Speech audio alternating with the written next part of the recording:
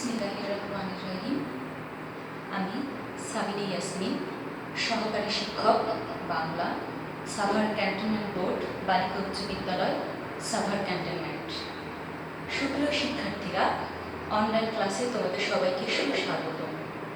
প্রিয় শিক্ষার্থীরা, কেমন আছো তোমরা?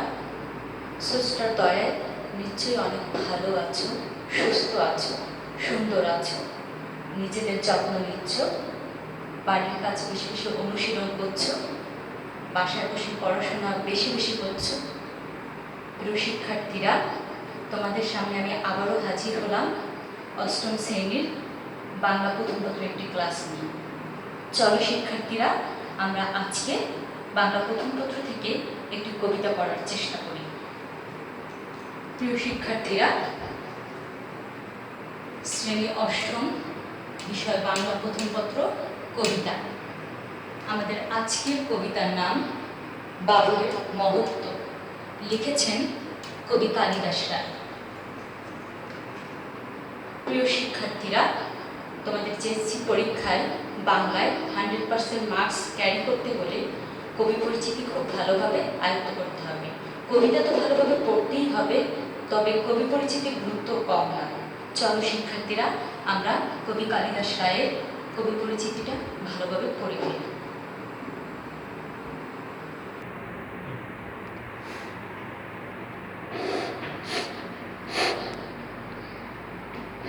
শিক্ষার্থীরা, কবি কালিদাস রায় পশ্চিমবঙ্গের বর্ধমান জেলার কড়াই গ্রামে 1882 খ্রিস্টাব্দে জন্মগ্রহণ করেন। কোথায় জন্মগ্রহণ করেন? পশ্চিমবঙ্গের বর্ধমান জেলার কড়াই গ্রামে। কত খ্রিস্টাব্দে? 1882 খ্রিস্টাব্দে। বিদ্যালয়ে শিক্ষকতাকে তিনি আদর্শ পেশা হিসেবে গ্রহণ করেছিলেন। তিনি কোন পেশাকে আদর্শ পেশা হিসেবে গ্রহণ করেছিলেন? বিদ্যালয়ের শিক্ষকতাকে। শিক্ষকতার সঙ্গে সঙ্গে তিনি সাহিত্য সাধনায় ব্যাপৃত ছিলেন। তিনি বিচিত্র বিষয়ের ওপর কবিতা লিখেছেন। তিনি বেশ কিছু সংখ্যক কাহিনী কবিতা রচনা করেছেন। তিনি তার কবিতায় আরবি ফার্সি শব্দের সার্থক প্রয়োগ করেছেন। কবি হিসেবে স্বীকৃতিস্বরূপ তিনি কবিশেখর উপাধিতে ভূষিত হন। প্রিয় শিক্ষার্থীরা, ওনার কবি কালিদাস রায় কোন স্বীকৃতি বা কোন উপাধিতে ভূষিত হন? কবিশেখর উপাধিতে ভূষিত হন। কলকাতা রবীন্দ্র ভারতী বিশ্ববিদ্যালয় তাকে সম্মানসূচক ডিলিট উপাধি প্রদান করে। কালিদাস রায়ের উল্লেখযোগ্য কাব্যগ্রন্থের নাম কিশলয়, পর্ণপুট, বল্লরী, ঋতুমঙ্গল, খুতকুরা, রসকদম্ব, বৈকালী, পূর্ণাহুতি ইত্যাদি। তিনি 1960 খ্রিস্টাব্দে মৃত্যুবরণ করেন। প্রিয় শিক্ষার্থীরা, আমরা কবি পরিচিতি আবারও একটু পুনরালোচনা করব। কবি কালিদাস রায় কত খ্রিস্টাব্দে জন্মগ্রহণ করেন? 1882 খ্রিস্টাব্দে জন্মগ্রহণ করেন। তিনি কোথায় জন্মগ্রহণ করেন? তিনি পশ্চিমবঙ্গের বর্ধমান জেলার কড়াই গ্রামে জন্মগ্রহণ করেন। তিনি কোন পেশাকে আদর্শ পেশা হিসেবে গ্রহণ করেছিলেন? তিনি বিদ্যালয়ের শিক্ষকতাকে আদর্শ পেশা হিসেবে গ্রহণ করেছিলেন। শিক্ষকতার পাশাপাশি তিনি সাহিত্য সাধনায় ব্যাপৃত ছিলেন। তিনি বিচিত্র বিষয়ের উপর কবিতা লিখেছেন। তার কিছু সংখ্যক কাহিনী কবিতাও রয়েছে। তার কবিতায় তিনি আরবি ও ফার্সি শব্দের সার্থক প্রয়োগ করেছেন। কবি হিসেবে স্বীকৃতিস্বরূপ তাকে কবিশেখর উপাধিতে ভূষিত করা হয়।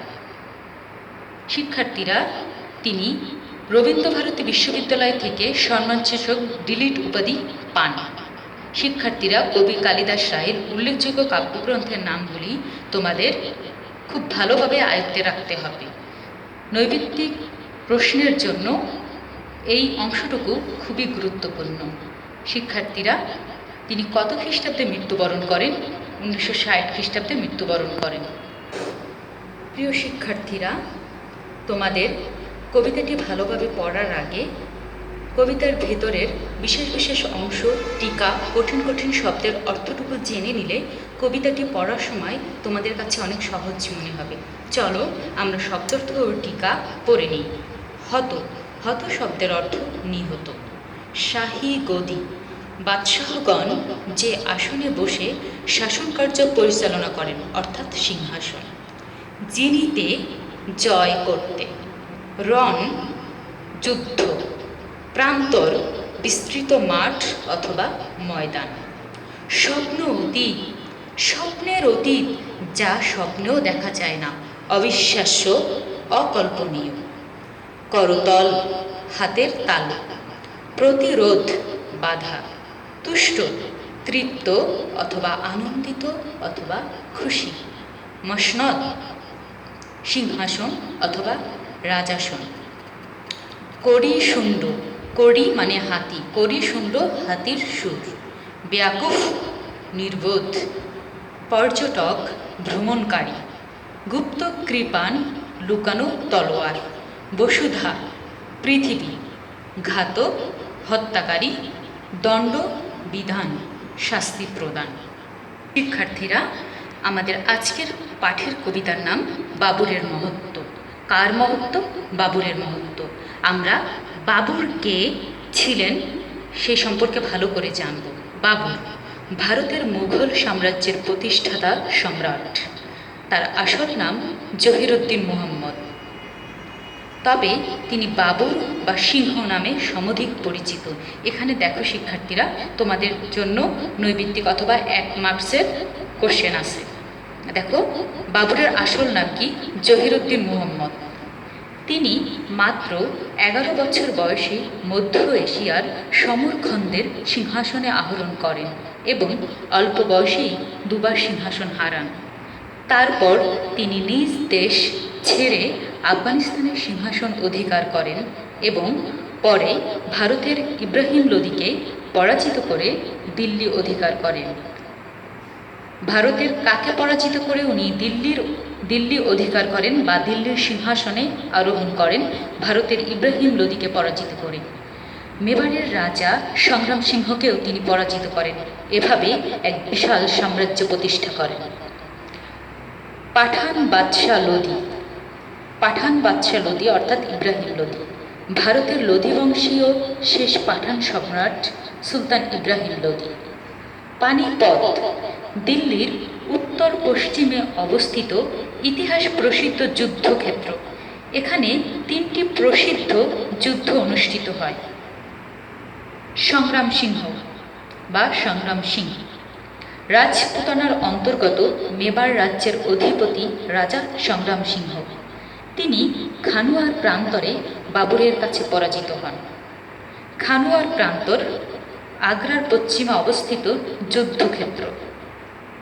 কৃতজ্ঞ দৌলত, বাবুরের ভারত আক্রমণকালে দৌলত খাঁ লোদি পাঞ্জাবের শাসক ছিলেন। তিনি নিজের দুশমন ইব্রাহিম লোদির সঙ্গে বিশ্বাসঘাতকতা করে বাবরকে ভারত আক্রমণের জন্য আহ্বান করেন। পরে তিনি বাবরের সঙ্গেও বিশ্বাসঘাতকতা করেন। চিতোর, রাজপুতনার মেবার রাজ্যের রাজধানী। রণবীর চৌহান, রাজপুত জাতির একটি প্রাচীন শাখার নাম চৌহান। যে স্বদেশপ্রেমী রাজপুত যুবক বাবরকে হত্যা করতে চেয়েছিল তাকে বলা হয় রণবীর চৌহান। প্রিয় শিক্ষার্থীরা, আমরা আরও কিছু শব্দার্থ জেনে নিব।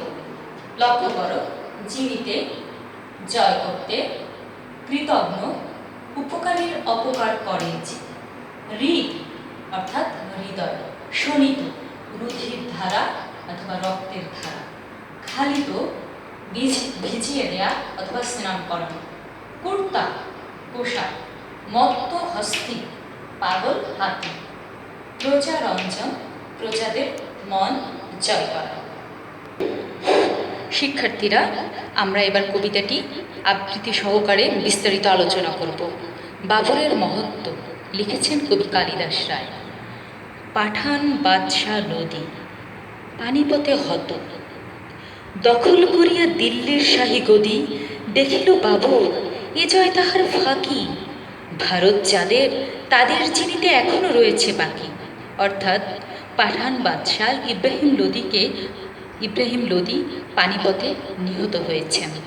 দখল করিয়া দিল্লির শাহী গদি মানে বাবর দিল্লির সিংহাসন দখল করে দেখিল বাবর এ জয় তাহার ফাঁকি, মানে এই জয়ের মধ্যেও তার কি যেন একটা অপূর্ণতা আছে, যেন কোথাও একটু ভাগ রয়ে গেছে। ভারত যাদের, তাদের চিনিতে এখনও রয়েছে বাকি। এই ভারতবর্ষ যাদের, যে ব্যক্তিদের, তাদের জয় করা এখনও বাকি রয়ে গেছে। গর্জে উঠিল সংগ্রাম সিং, জিনেছ মুসলমান, জয়ী বলিব না এ দেহে রহিতে প্রাণ। শিক্ষার্থীরা, আমরা দেখি এই সংগ্রাম সিং হচ্ছে রাজপুতনার অন্তর্গত মেবার রাজ্যের অধিপতি বা রাজা সংগ্রাম সিং। তিনি গর্জে উঠে বললেন, জিনেছ মুসলমান, মুসলমানদের জয় করেছ ঠিকই, জয়ী বলিব না এ দেহে রহিতে প্রাণ। এ দেহে যতদিন প্রাণ আছে ততদিন বাবুর তোমাকে জয়ী বলিব না। লয়ে লুণ্ঠিত ধন দেশে ফিরে যাও, নতুবা মুঘল রাজপুতে দাও রণ। মানে সংগ্রাম সিং বাবুকে বলল, লয়ে লুণ্ঠিত ধন দেশে ফিরে যাও, তুমি ভারতবর্ষ বা দিল্লি সিংহাসন দখল করেছ, এখান থেকে ধন সম্পদ লুণ্ঠন করে তুমি দেশে ফিরে যাও, নতুবা মুঘল আবারও তুমি রাজপুতে যুদ্ধ ঘোষণা করো। খানুয়ার প্রান্তরে সেই সিংহেরা পতন হইল বীর বাবুরের করে। খানুয়া নামক একটি জায়গায়, অর্থাৎ খানুয়ার প্রান্তরে সেই সংগ্রাম সিং, সেই বীর সিংহেরা বাবুরের হাতে পতন হল। এ বিজয় তাহার স্বপ্ন অতীত, যেন বা দৈব বলে সারা উত্তর ভারত আসিল বিজয়ীর করতলে। সমগ্র ভারত বাবুরের করতলে আসায় বাবুরের মনে হলো এ বিজয় তার স্বপ্ন অতীত। তিনি কখনো ভাবেনি সারা ভারতবর্ষ তাহার হাতের নিচে চলে আসবে। তিনি সমগ্র ভারতবর্ষে তিনি শাসন কার্য পরিচালনা করবেন। কবরে শাহিত কৃতঘ্ন দৌলত। এখানে আমরা দেখব কৃতঘ্ন দৌলত হচ্ছে বিশ্বাসঘাতক। ইতিহাসে দৌলত একজন বিশ্বাসঘাতক চরিত্র। বাবরের আর নাই কোনো প্রতিরোধ। কবরে কৃতঘ্ন দৌলত, কবরে শাহিত, তার মানে দৌলতও বেঁচে নেই। বাবরের আর কোনো প্রতিরোধ নেই, বাবরকে বাধা দেওয়ার মতো আর কেউ নেই। সমগ্র ভারতবর্ষ এখন মুঘল সম্রাট বাবরের দখলে। দস্যুর মতো তুষ্ট না হয়ে লুণ্ঠিত সম্পদে ঝাঁকিয়ে বসেছে মুঘল সিংহ দিল্লির মসনদে।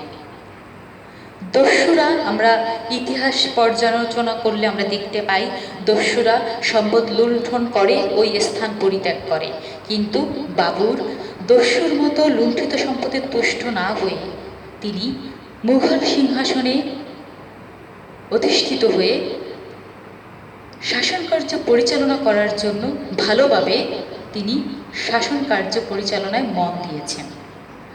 মাটির দখলে খাঁটি জয় নয়, বুঝেছে বিজয়ী বীর, বিজিতের হৃদি দখল করিবে এখন করেছে স্থির। ভূখণ্ড জয় করলেই বিজয় হওয়া যায় না। বিজয় বীর বাবুর এই উপলব্ধি তার হয়েছে যে মাটির দখলই খাঁটি জয় নয়। আসল বিজয় অর্জন করতে হলে বিজিত ভূখণ্ডের অধিবাসীদের হৃদয় দখল করতে হবে। তাই বাবুর প্রচারঞ্জনে বাবুর দিয়াছে মন, হিন্দুর রীতি জিনিবার লাগি করিতেছে সুশাসন। অর্থাৎ ভারতবর্ষের হিন্দুদের হৃদয় জয় করবার জন্য বাবুর সুশাসনে মন দিয়েছেন। প্রচারঞ্জনের জন্য কি করা যায় তা নিয়ে তিনি ব্যস্ত হয়ে পড়েছেন।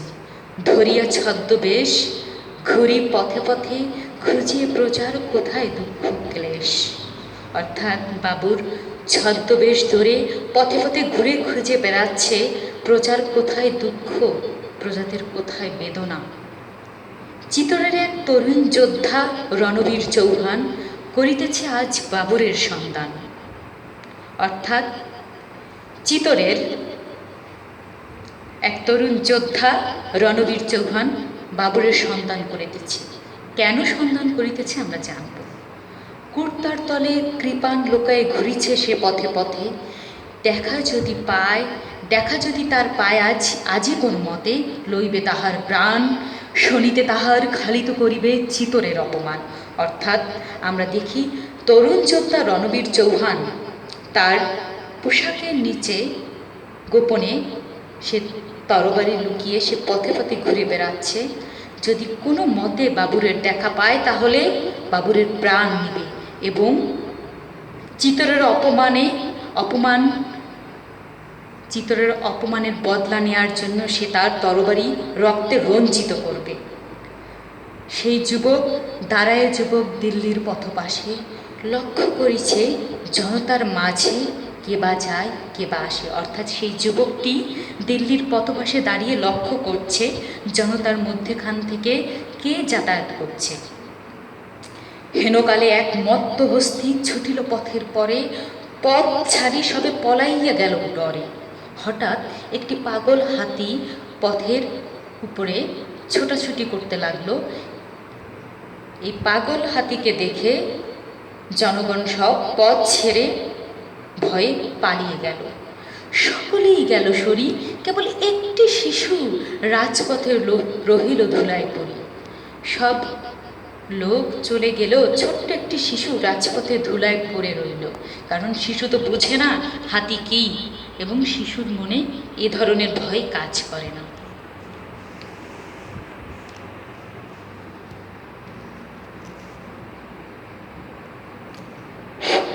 হাতির পায়ের চাপে গেল গেল বলি হাই হাই করি পথিকেরা ভয়ে কাঁপে।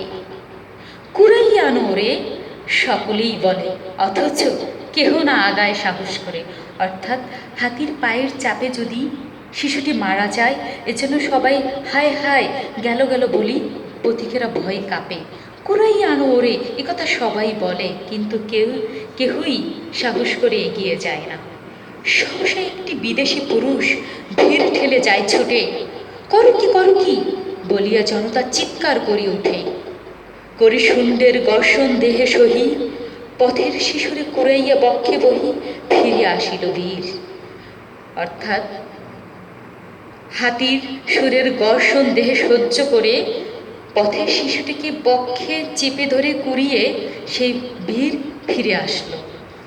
চারিপাশে তার জমিল লোকের ভিড়। বলে উঠিল একজন, আরে এ যে মেথরের ছেলে, ইহার জন্য বেয়াকুফ তুমি তাজা প্রাণ দিতে গেলে? ক্ষুধার দয়ায় পেয়েছ নিজের জান, ফেলে দিয়ে ওরে এখনই করোগে চান। অর্থাৎ আশেপাশের লোকজন বলে উঠল, এ তো একজন মেথরের ছেলে, একে বাঁচানোর জন্য তুমি নিজের তাজা প্রাণ দিতে গেলে? সৃষ্টিকর্তার দয়ায় তুমি নিজের জান ফিরে পেয়েছ, এখনই গিয়ে স্নান করে পবিত্র হয়ে এসো। শিশুর জননী ছেলে ফিরে পেয়ে বুকে বক্ষে চাপিয়া চুমা দেয় তার মুখে। অর্থাৎ শিশুটির মা তাকে ফিরে পেয়ে বক্ষে চেপে ধরে বারবার তার মুখে চুমু দেয়। বিদেশি পুরুষের রাজপুত বীর চিনিল নিকটে এসে। অর্থাৎ আমরা দেখি যে তরুণ যোদ্ধা বাবুরকে খুঁজতে পথে পথে ঘুরে বেড়াচ্ছিল, সেই রাজপুত বীর বিদেশি পুরুষে রাজপুত বীর চিনিল নিকটে এসে। এই যে বাচ্চা স্বয়ং বাবুর পর্যটকের বেশে। অর্থাৎ সেই বিদেশি পুরুষটি আসলে আর কেহই নয়, সে স্বয়ং বাদশা বাবুর পর্যটকের বেশে। সেই তরুণ যোদ্ধা বাবুরকে ঠিকই চিনে ফেলল। ভাবিতে লাগিল, হরিতে ইহার প্রাণ, হরিতে অর্থাৎ হরণ করতে, হরিতে ইহারি প্রাণ, পথে পথে আমি করিতেছি সন্ধান। অর্থাৎ এই বাবুরকেই, বাবুরের এই প্রাণ নেয়ার জন্য আমি তাকে পথে পথে সন্ধান করিতেছি।